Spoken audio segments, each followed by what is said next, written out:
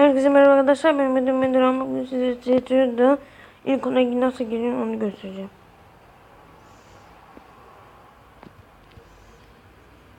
Gelsene lan gibi ne?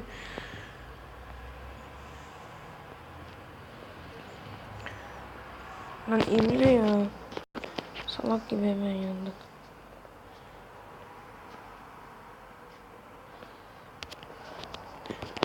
Giremezsem eyvallah.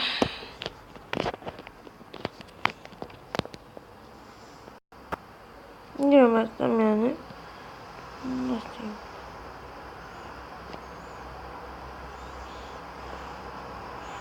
Şu söyleyi alabileceğimi düşünüyorum. Kendi etrafında dolanırsa yani. Yok.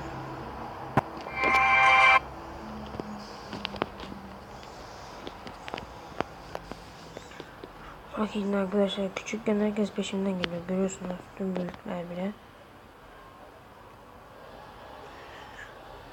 Hop, hepsi benim. Hepsi benim arkadaşlar. Hoppa.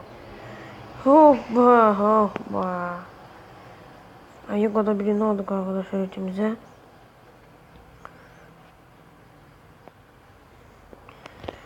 Yakında arkadaşlar çoklu videolar da çekeceğim.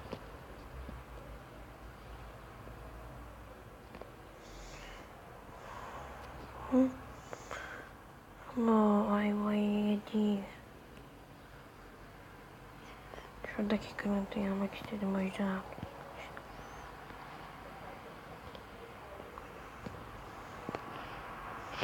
Belki kalmıştır geride. Dur, da şunu aldım. Kaçtı ya lan. Alacağım onu seni.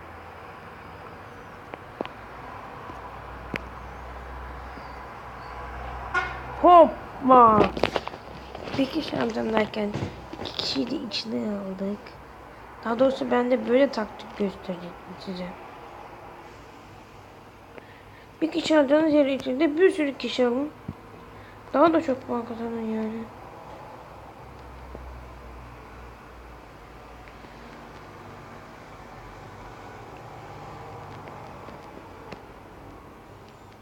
Yakılıcı yani. Başka yere bakıyorum ya.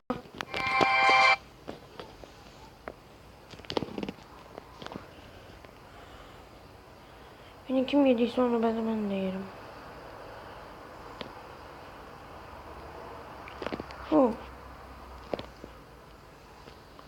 Aferin bize.